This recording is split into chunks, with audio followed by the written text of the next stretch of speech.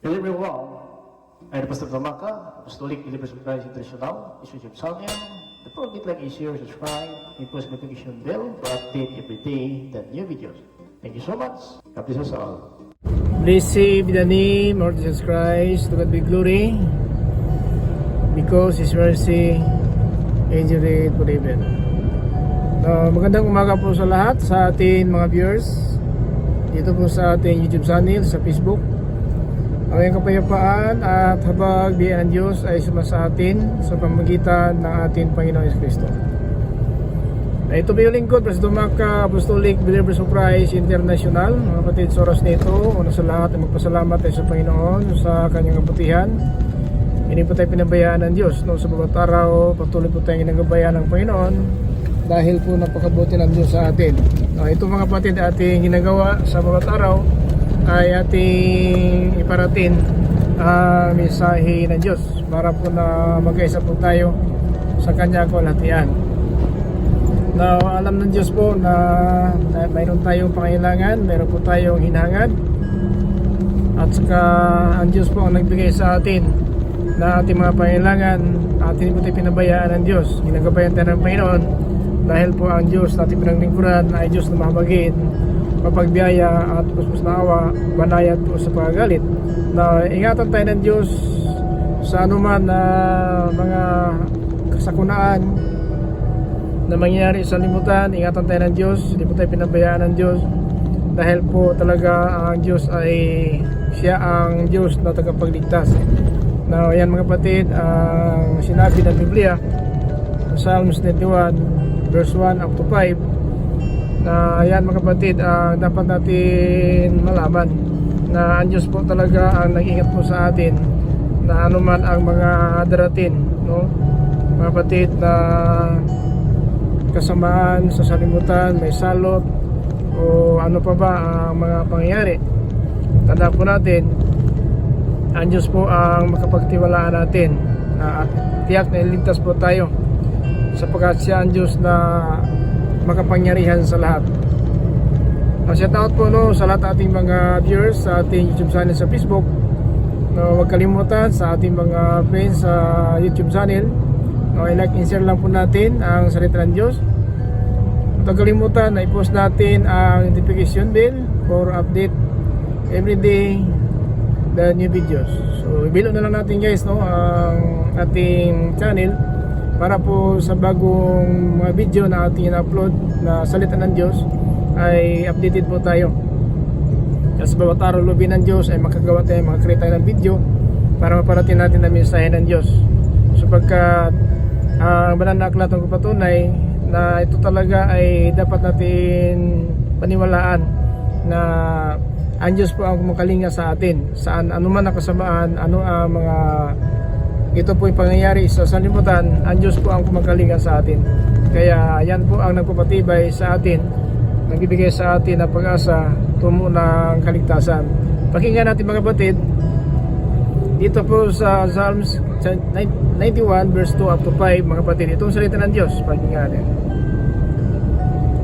Masasabi niya sa Panginoon, kayo ang kumakalinga sa akin at nagtatanggol. Kayo ang aking Diyos na pinagtitiwalaan. Tiyak na ililigtas kanya sa bitag ng masasama at sa mga nakamamatay na salot. Iingatan kanya gaya ng isang ibong iniingatan ang kanyang mga inakay sa lilim ng kanyang pakpak. Iingatan ka at ipagtatanggol ng kanyang katapatan.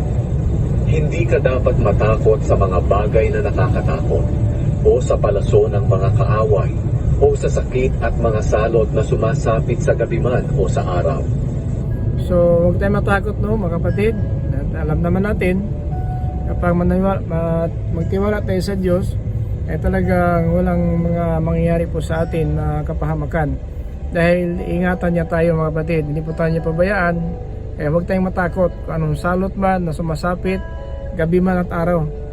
Kasi ang COVID-19 na dumadaan po sa libutan mga kapatid, hindi kay araw lang, araw-gabi po may namatay dahil po sa COVID-19. So to God be the glory. Bakit nandito pa tayo sa libutan ngayon? Nakaranas na po tayo, nakaraan na po tayo sa mabigat na mga pagsubok sa sanlibutan ito po ay mga kapatid, nagdadalisay po natin pananampalataya ang mga pagsubok. Kaya dahil po na nakita po natin ang gawa ng Diyos, so pinatunayan po natin sa sanlibutan sa mga video po na ating pinupost mga kapatid, na ito po sa bawat araw nag-create po tayo ng mga video dito po sa ating YouTube channel para po na maparating natin kung gaano kalaki ang habag at ano ang kapangyarihan ng Diyos, no? Na kahit na libo-libo ang buwal sa ating magkatabi, so huwag tayong matakot. In verse 7, Kahit libo-libo pa ang mamatay sa paligid mo, walang mangyayari sa iyo. Makikita mo kung paano pinaparusahan ang mga taong masama. Dahil ginawa mong kanlungan ang Panginoon, ang kataas-taasang Diyos na aking tagapagtanggol. Walang kasamaan, kalamidad, o anumang salot ang darating sa iyo o sa iyong tahanan. Amen. So yan mga kapatid, no, ang kasiguruhan ng buhay natin. Kasi kung magtiwala tayo sa ating sarili, mapahamak pa rin tayo. Pero iba kung ang Diyos ang pagtiwalaan natin, dahil ang Diyos mag-ingat po sa atin. Kaya yun mga kapatid, ating ginagawa. So araw, magpatatag po tayo sa ating kapwa mananampalataya. Patatagin po natin at yung nangihina na po at saka yung walang pag-asa ay ibalik natin ang kasiglahan sa kanilang pag-asa tungkol po ng salita ng Diyos. So kailangan natin malaman, kasi ang Panginoon nating pinalingkuran ay nakatingin mga kapatid dito sa lupa kung may naghanap sa Kanya. So ang Diyos po nakatingin sa lupa kung may naghanap sa Kanya. So dahil po yan po, makita po ng Panginoon, pakinggan natin sa 53 in verse 2 dito po sa Psalms, sabi naman ng aklat, mula sa langit nakatingin ang Diyos. Mula sa langit tinitingnan ng Diyos ang lahat ng tao, kung may nakakaunawa ng katotohanan at naghahanap sa Kanya. So mula sa langit nakatingin ang Diyos sa lahat ng tao. So kahit saan kang lugar ngayon, tandaan po natin ay ang Diyos nakatingin po mga kapatid. Kaya hindi po natin masasabi na ang Diyos po hindi po tayo nakikita, dahil nakatingin talaga saan man tayo paroroon mga kapatid. Ang Diyos po ay nakatingin po sa atin. Kaya wala po tayong may dahilan at saka sabihin natin na ang ating ginagawa ngayon ay matago po. Hindi matatago po. Lahat po ng ginawa natin ay alam po ng Diyos. Nakatingin ang Panginoon at sinasamahan po tayo sa Kanyang mga mata. Hallelujah. Kahit saan man tayo paroroon, nakatingin po ang mata ng Diyos sa atin. Kaya wala tayong may dahilan sa araw ng paghuhukom, dahil kitang-kita po ng Diyos ang lahat ng tao. Ito po sa Proverbs in chapter 5:21. Pakinggan natin mga kapatid. Sapagkat nakikita ng Panginoon ang lahat ng iyong ginagawa, saan ka man naroroon, tinitingnan ka niya. Kaya wala tayong may dahilan mga kapatid, no? Sa kahit sabihin natin ngayon na bakit hindi nakita ng Diyos itong ginagawa ko, kitang-kita ng Diyos. Saan man tayo paroroon, kitang-kita pa tayo ng Diyos mga kapatid. Kaya wala tayong may dahilan, no? Kasi saan man tayo magtago ay kitang-kita po ng Diyos. Pakinggan natin sa 16:17 sa Jeremiah. Ito po yung sinabi ng Panginoon. Nakita ko ang lahat ng pag-uugali nila. Wala kahit anuman na naitatago sa akin. Nakita ko rin ang mga kasalanan nila. So mga kapatid, wala tayong may dahilan talaga, kasi nakita po ng Diyos ang lahat. Kasalanan, nakita, ugali ng tao, nakita ng Diyos. So wala na tayong wala tayong may dahilan sa araw ng paghukom, paano pa man, kasi lahat po ugali ng tao, kitang-kita ng Diyos. Saan tayo ngayon? Nakikita tayo ng Diyos. So dapat magtiwala tayo sa Diyos. Sapagkat ang tiwala sa Panginoon, walang salot, walang mga mangyayari sa buhay natin na kasamaan kapag nagtitiwala tayo sa Panginoon. Kaya ito ating pinag-aralan para po na kahit papano tayo po ngayon na nangihina ay palakasin ng Diyos, at tayo po na unti-unti namatay ang panampalataya ay ibalik ng Diyos ating panampalataya sa pagitan po ng Kanyang salita. Kasi ang panampalataya natin mga kapatid, yan po ang unti-unti ang nawala sa paningin ng Diyos, ang ating pananampalataya. Yan mga kapatid ang dahilan na pinapagising tayo ng Panginoon, sapagkat ang nakita ng Panginoon na ating gawa hindi ganap, no? Sa paningin ng ating Diyos, ang ating ginagawa hindi paganap. Ayon po sa pahayag in chapter 3 verse 2 mga kapatid. Gumising kayo at pasiglahin ang natitira ninyong pananampalataya para hindi tuluyang mamatay. So ang pananampalataya pala natin ang unti-unti mamatay.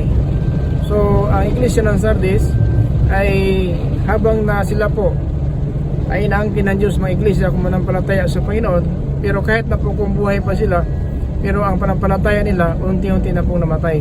So yan po ang nakita ng Diyos sa ating panahon ngayon, na ating pananampalataya talaga ay unti-unting namatay sapagkat marami tayong napakinggan na salita ng Diyos na ito pinapangaral po sa atin, pero hanggang hindi natin ginagawa.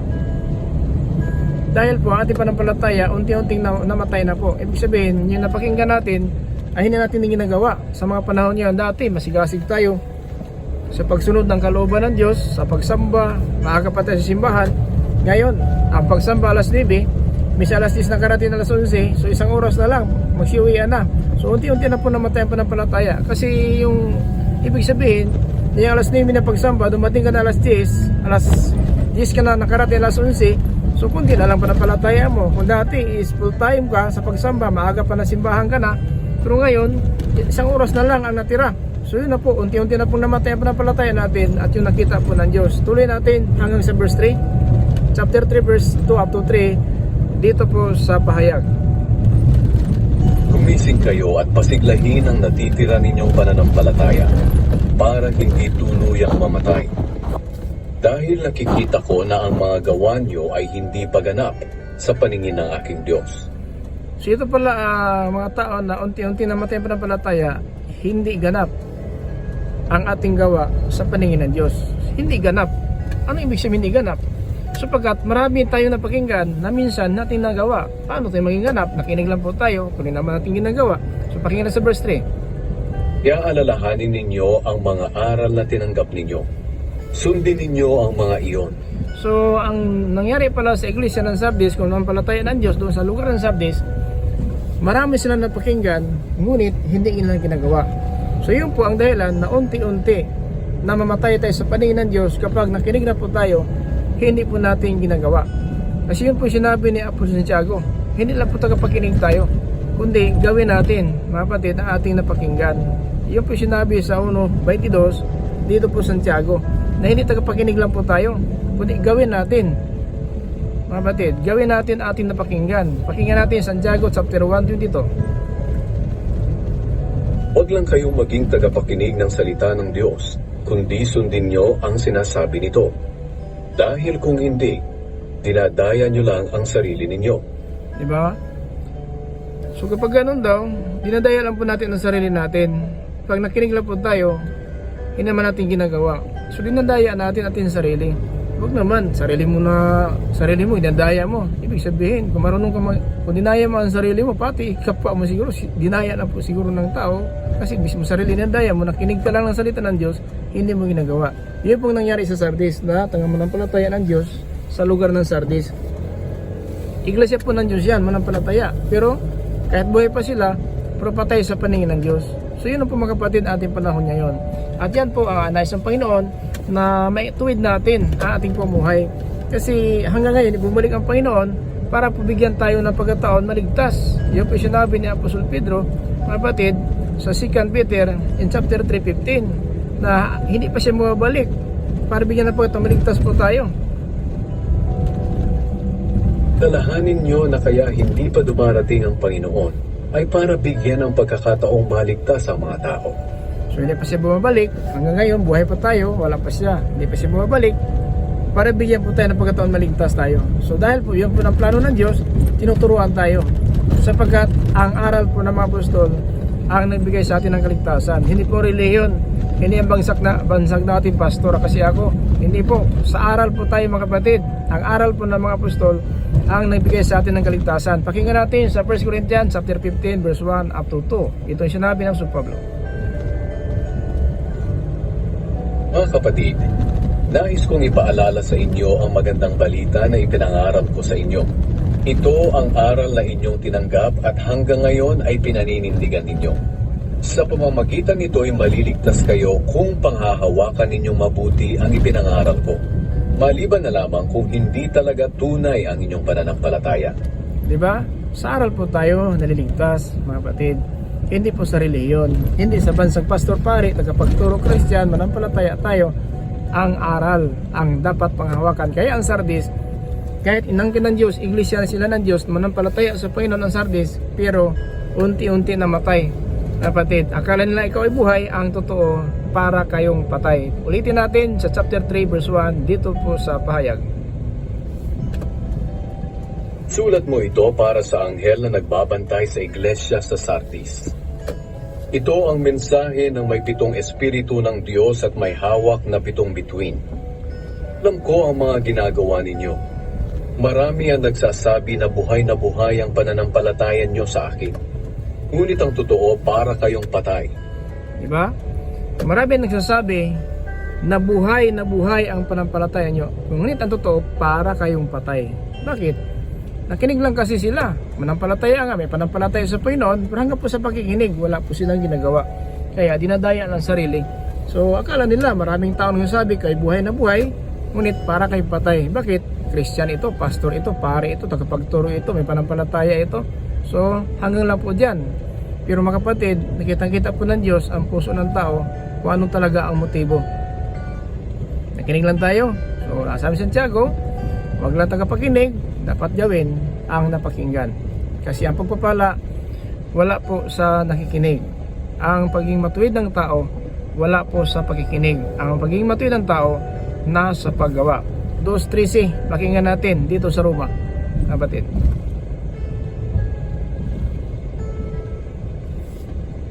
Pagkat hindi ang nakikinig sa kautusan ang itinuturing ng Diyos na matuwid, kundi ang tumutupad nito. Di ba? Ang tinatanggap ng Diyos na matuwid, hindi nakikinig lang sa kautusan, kundi ang tumutupad nito. Tama po. So yun po ang pinaka-sentro ng mensahe natin, na sana po ay matuto tayo sa tamang pamuhay. Huwag tayong matulan sa araw ng paghukom ay mapalaya tayo sa harapan ng Diyos.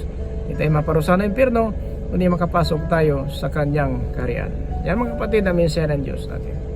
Ayaw ng Diyos talaga mapahamak ang tao. Kasi mahal tayo ng Diyos at ayaw ng Diyos na ang kanyang pag-ibig sa atin ay hindi natin maramdaman. Kaya tinuturuan tayo, itinuwid tayo ng Diyos, maraming paraan. Tinutuwid ang tao sa mitan ng sakit. Marami po, mga sakuna na sabihin natin, dumaan tayo ng mga sakuna, pero buhay pa rin, sapagkat para maalala mo kung ano ang pamuhay natin. Kasi iningatan ng Panginoon ang mga tao, mga kapatid, na naging masunurin. Nag-ingat pa ang Panginoon sa atin kahit mga pangyari. Ito po na ating binabasa sa Psalms 91 in verse 2 up to 7, na walang mga kasakunaan kung mga salot man sa lupa na darating sa atin kung ingatan natin, mga kapatid, ang salita ng Diyos. Walang sakuna, walang mga patid nangyari sa lupa na mapuruhan tayo, kundi tayo pong ay iligtas ng Panginoon. Tiyak na ililigtas kanya sa bitag ng masasama at sa mga nakamamatay na salot. Iingatan kanya gaya ng isang ibong iniingatan ang kanyang mga inakay sa lilim ng kanyang pakpak. Iingatan ka at ipagtatanggol ng kanyang katapatan. Hindi ka dapat matakot sa mga bagay na nakakatakot, o sa palaso ng mga kaaway, o sa sakit at mga salot na sumasapit sa gabi man o sa araw. Kahit libo-libo pa ang mamatay sa paligid mo, walang mangyayari sa iyo.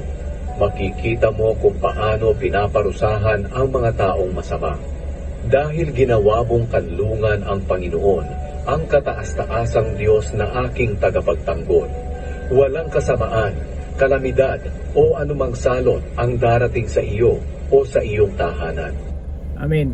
So yan mga kapatid, no? Napaganda po ng mensahe ng Diyos para po sa atin. So huwag tayo magdalawang isip na magmasunurin sa Panginoon, dahil po ang Diyos nag-ingat po sa atin. Hindi po tayo makapag-ingat, no, sa ating sarili. Pero ang Diyos, kayang-kaya ng Diyos ingatan po ating sarili, na huwag tayo mapahamak, dahil ang Diyos na ating pinaglingkuran, Diyos po na mahabagin at puspos ng awa, banayad po siya sa pagagalit. Kaya ang pagpapala ng tao nasa pagkikinig at pagtupad ng napakinggan. Pakinggan natin sa Pahayag chapter 1 and verse 3. Ito po ang sinabi po ng sulat ni Apostol Juan.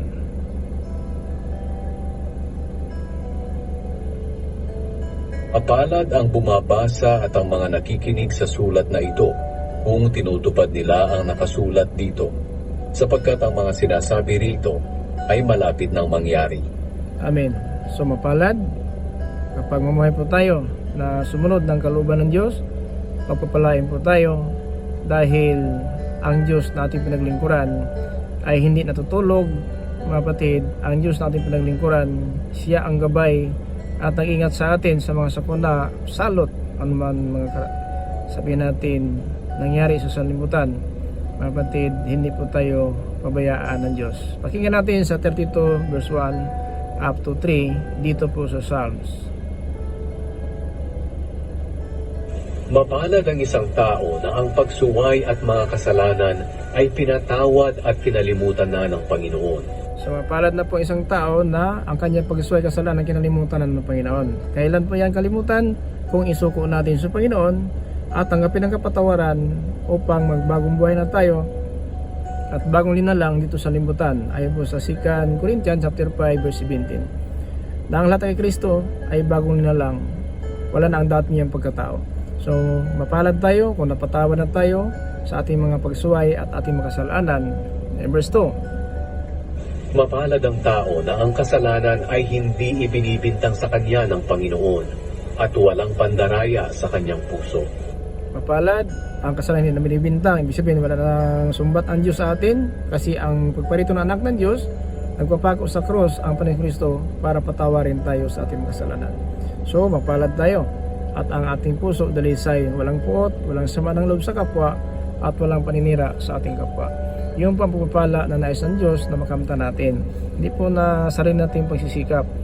Kasi ayaw ng Diyos talaga na ipahamak tayo sapagkat mahal tayo ng Diyos. Mga kapatid, yan po ang nais ng Panginoon. Hallelujah, na pagpapalain po tayo. Now, sa verse 11, ganito po ang sinabi sa verse 11, mga kapatid. Pakinggan natin sa Psalms 32:11. Kayong mga matuwid, magalak kayo at magsaya sa Panginoon. Kayong mga namumuhay ng tama, sumigaw kayo sa galak. So, ano may naman tuwid, sumigaw sa galak, magtuwa tayo dahil po ang Diyos kasama natin. Kasi ang Diyos ay nakatingin sa matuwid at nakikinig siya ng ating madalangin. Ngunit ang Diyos salungat sa masama. Ayon po sa 1 Peter chapter 3 verse 12. Kapatid. Mga kapatid, no? Muna sa pagpapala. So, dapat isuko natin ang ating mga kasalanan, ating mga ginawa, kamalian sa Panginoon. So, isuko po natin yan sapagkat mapalad po ang mga tao na pinawalang sala na po. Mga kapatid, na sinabi ko dito mga kapatid sa Banal na Aklat sa chapter 32 verse 1 at 2 sa Psalms, mga kapatid. Mapalad ang isang tao na ang pagsuway at mga kasalanan ay pinatawad at kinalimutan na ng Panginoon. Mapalad ang tao na ang kasalanan ay hindi ibinibintang sa kanya ng Panginoon at walang pandaraya sa kanyang puso. So yan mga kapatid, no? Kapag natin isuko sa Panginoon ang ating mga kasalanan, so yun po ang nagpapahirap sa atin. Yung mga kasalanan, kamalian natin, pagsuway sa Panginoon na natin sinusuko.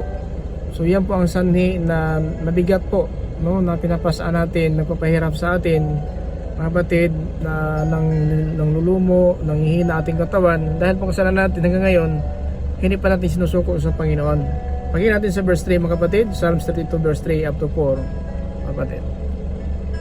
Noong hindi ko pa ipinagtatapat ang aking mga kasalanan, buong araw ako'y nanlulumo at nanghihina ang aking katawan. So kapag hanggang ngayon, itong ating kasalanan, pagsuway sa Panginoon, hindi po natin susuko ito. Ito po ang dahilan na nalulumo, nanghihina ang ating katawan sapagkat ang ating kasalanan hanggang ngayon ay dala-dala pa po natin. At dahil na sa ginawa natin, kinapupuutan tayo ng Diyos at maging mapahamak po ang ating buhay sa limutan na ito. No? Kapag natin isusuko ating kasalanan, sabi ni Salmista David sa 32 verse 3 up to 5 dito po sa Psalms. Noong hindi ko pa ipinagtatapat ang aking mga kasalanan, Buong araw ako'y nanlulumo at nanghihina ang aking katawan. Verse 4. Araw-gabi hirap na hirap ako dahil sa tindi ng inyong pagdidisiplina sa akin. Nawalan na ako ng lakas tulad ng natuyong tubig sa panahon ng tag-araw. Ngunit sa wakas, ipinagtapat ko ang aking mga kasalanan sa inyo. Hindi ko na ito itinago pa. Sinabi ko nga sa sarili ko, ipagtatapat ko na ang aking mga kasalanan sa Panginoon at pinatawad niyo ako. Amen. So ang pagtatapat sa kasalanan, ito ang pagsuko, no? Pagsuko sa Panginoon at nangako tayo na talikuran na natin ang dati nating ginagawa. Kaya yun na po ang pagsuko natin, pagtalikod na po yan sa ating mga kasalanan. At dahil po sa ginawa natin, mapatawad tayo. Sapagkat si Apostol Pedro, ayun talaga ang sinasabi niya, mga kapatid, na magsisi kayo at magpabautismo kayo ang masusenyo sa Panginoon si Kristo upang mapatawad ang inyong mga kasalanan. So yan mga kapatid, ang ating kalagayan. Kung hindi po natin susuko ating mga kasalanan, hindi tayo mapatawad. Sapagkat ang sabi ni Apostol Pedro sa mga Israelita, magsisi kayo at magpabautismo kayo ang bawat isa sa inyo sa pangalan ni Kristo upang mapatawad ang inyong mga kasalanan. Pakinggan natin sa Gawa, Kabanata 2, talata 38. Ganito mga kapatid ang sinabi ng Biblia.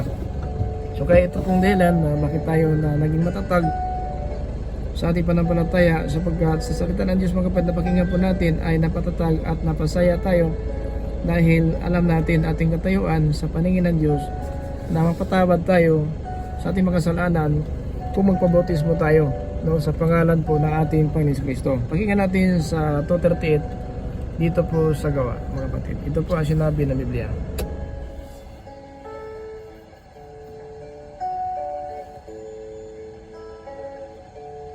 Tumagot si Pedro sa kanila, magsisi ang bawat isa sa inyong mga kasalanan at magpabautismo sa pangalan ni Hesukristo at mapapatawad ang inyong mga kasalanan at matatanggap ninyo ang regalo ng Diyos na walang iba kundi ang banal na Espiritu. So tama si Psalmist David sa Psalms in chapter 32 in verse 5 na ngunit ang sabi niya dito, ngayon ipagtapat ko na aking kasalanan at pinatawad niya ako. Ito mga kapatid sinabi sa verse 5 sa Psalms 32. Ngunit sa wakas, ipinagtapat ko ang aking mga kasalanan sa inyo. Hindi ko na ito itinago pa. Sinabi ko nga sa sarili ko, ipagtatapat ko na ang aking mga kasalanan sa Panginoon at pinatawad niyo ako. Yan po mga kapatid na aral po ni Apostol Pedro, magsisi kayo.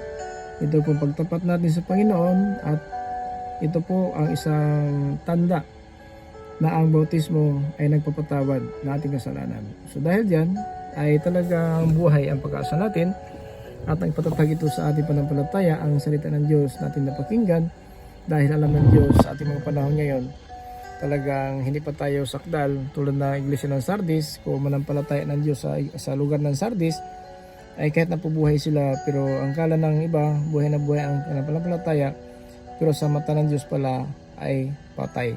Dahil po maraming napakinggan ng mananampalataya sa Sardis ay hindi po nilang ginagawa. So mga kapatid, ang dahilan na unti-unti tayo mamatay sa paningin ng Diyos. Sinabi ko na nga, sa una tayo nakarinig ng salita ng Diyos at naging Christian tayo, pastor tagapagturo o manampalataya, ay masigasig po tayo.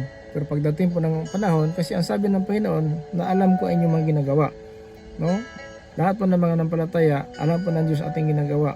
Ayon po sa sinabi po sa chapter 3 verse 1 up to verse 3 dito po sa pahayag.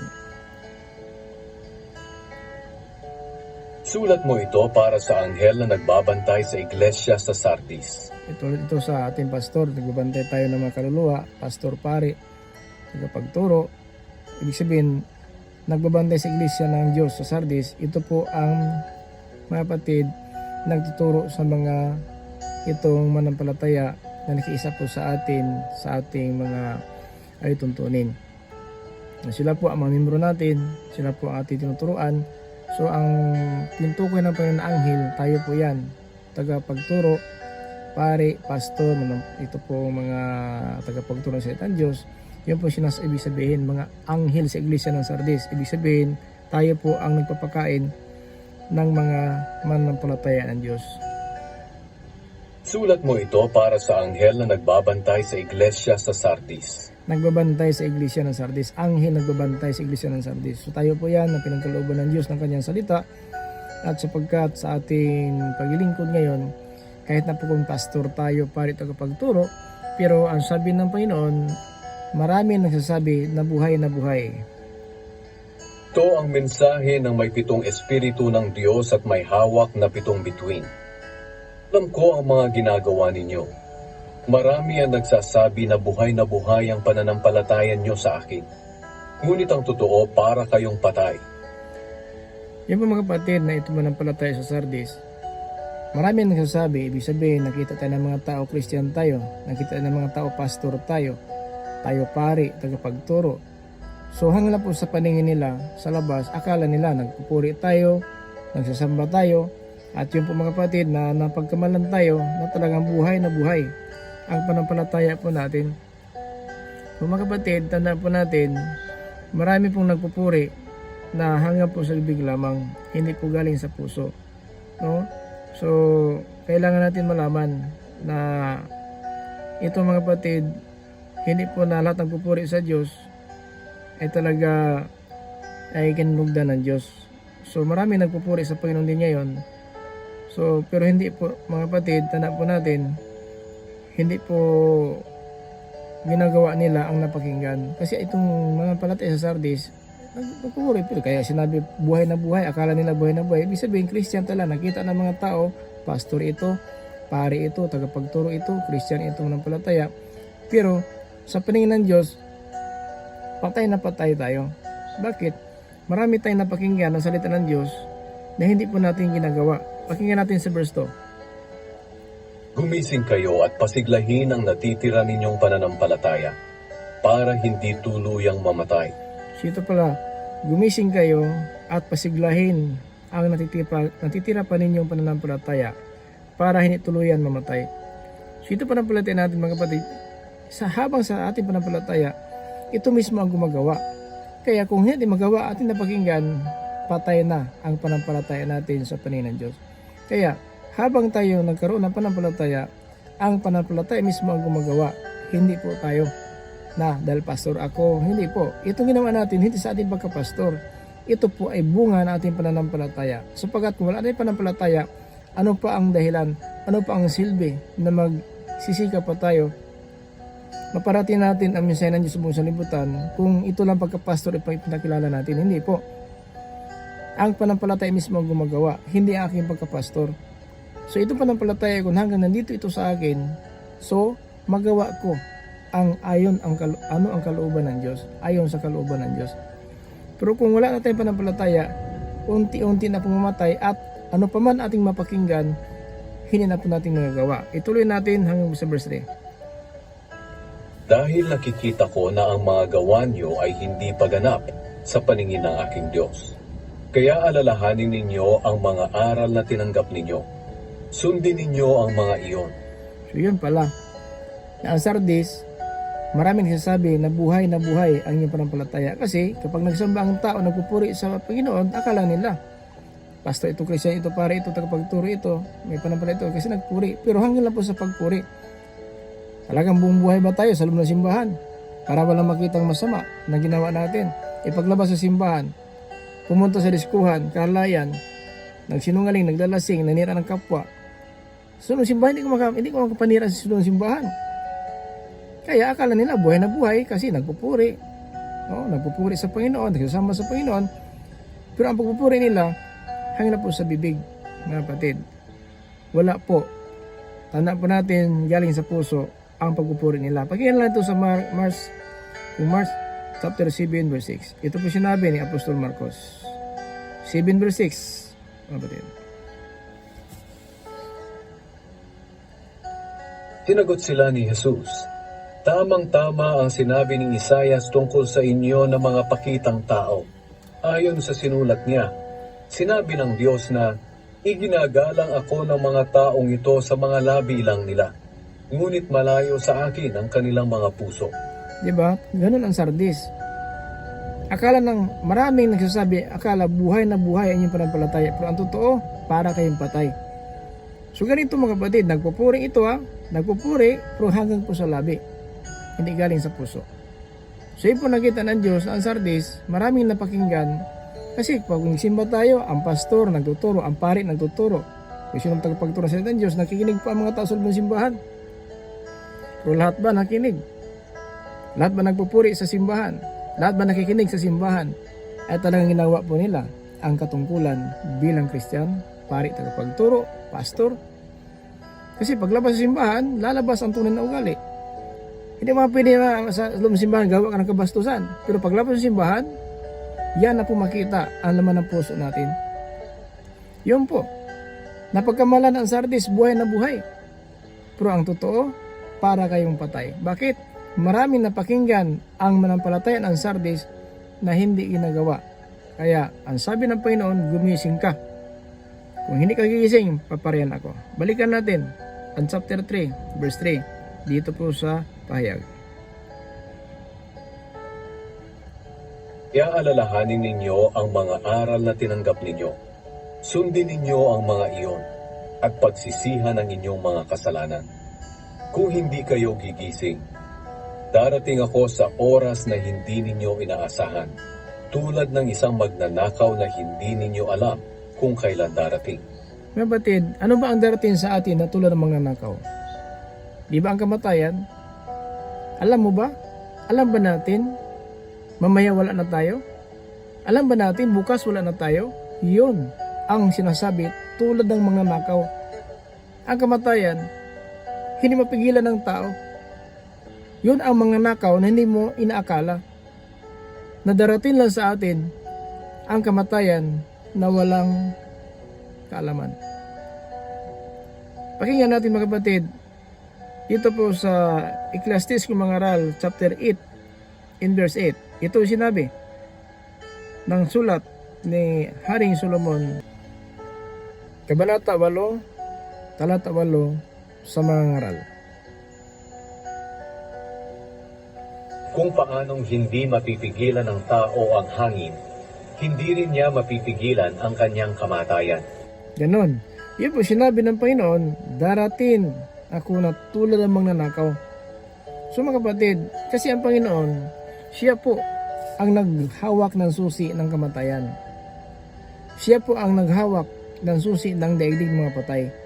So, ang kamatayan para magnanakaw. Marami natutulog nga, hindi nakagising. Marami umalis sa bahay, hindi nakabalik sa kanyang pamamahay. Dahil po, ang kamatayan hindi mapigilan.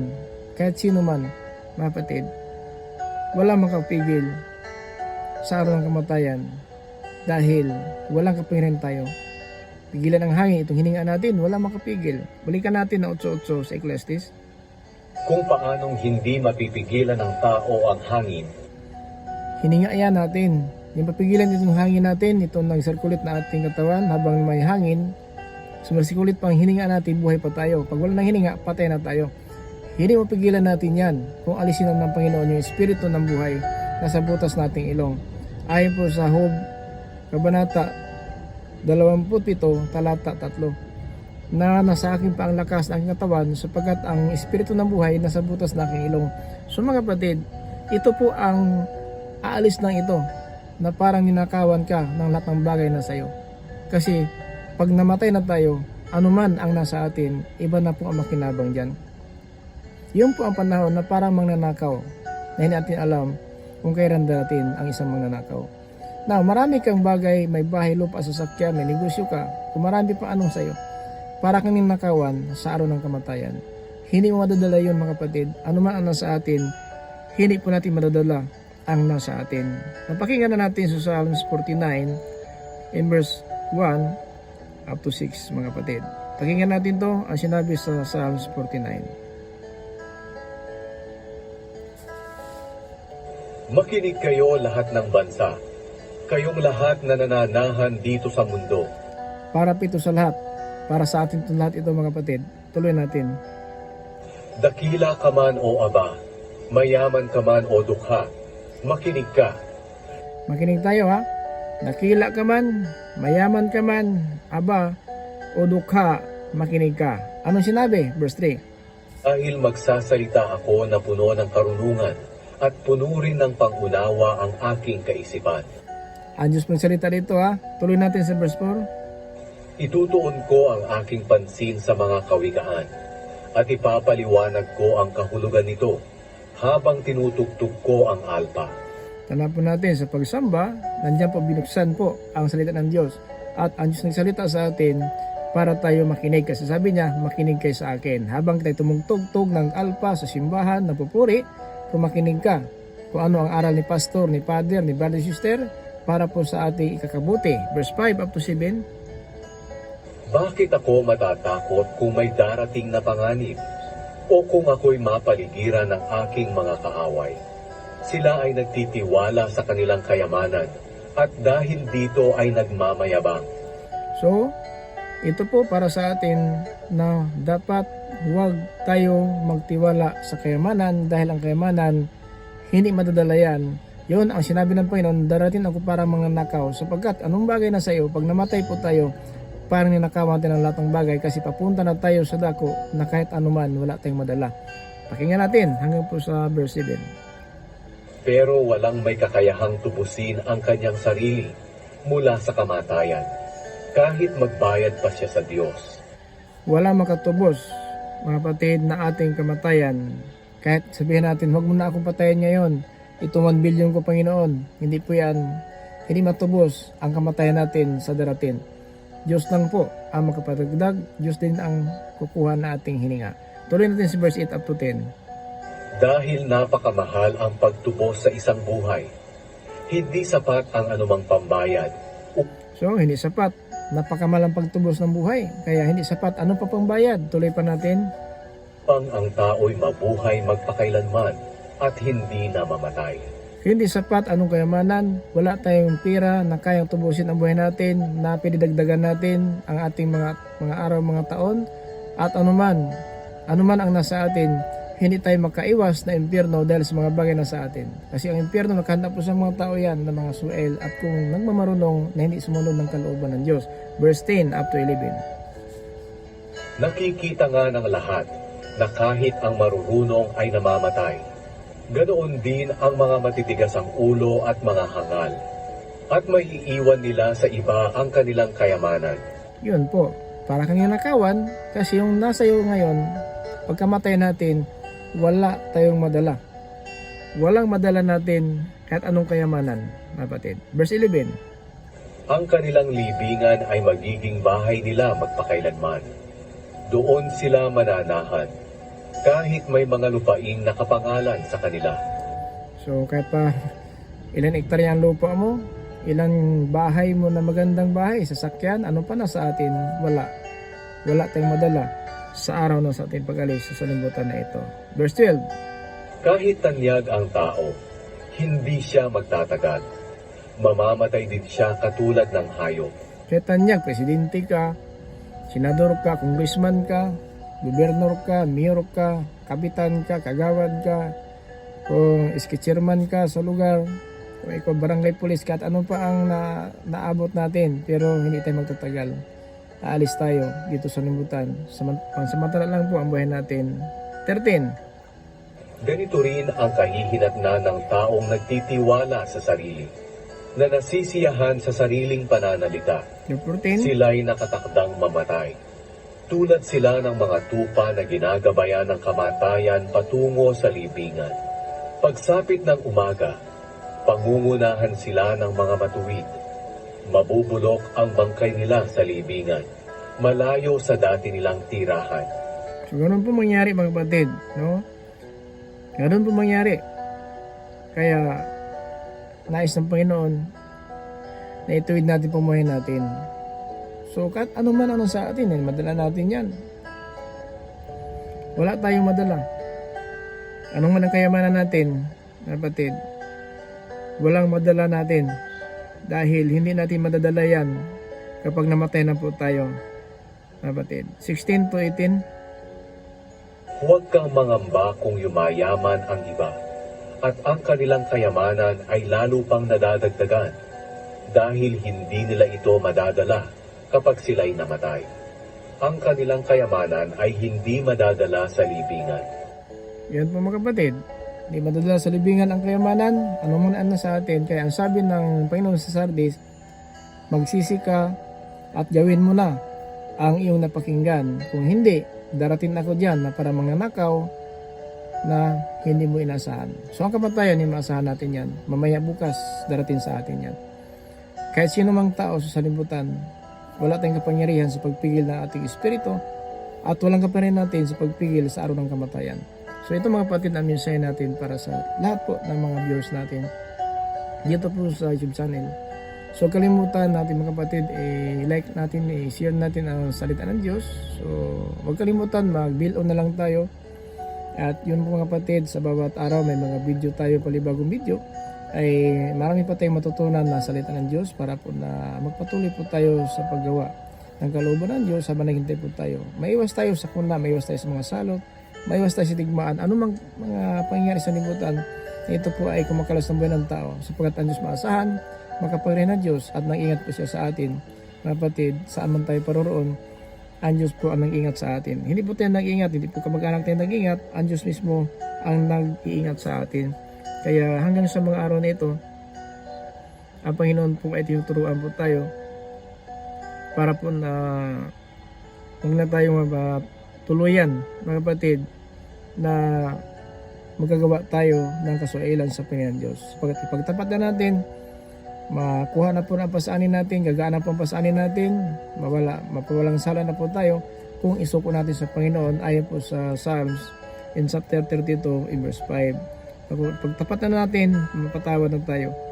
Kapag hindi pagtapat yan, papasanin natin yan hanggang natin malugmok sa kahirapan at mahirapan tayo talaga kapag hindi tayo susuko sa Panginoon. Psalms 32 verse 3 to 5.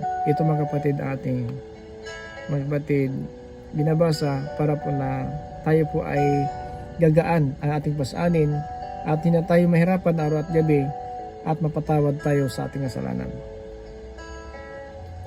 Noong hindi ko pa ipinagtatapat ang aking mga kasalanan, buong araw ako'y nanlulumo at nanghihina ang aking katawan.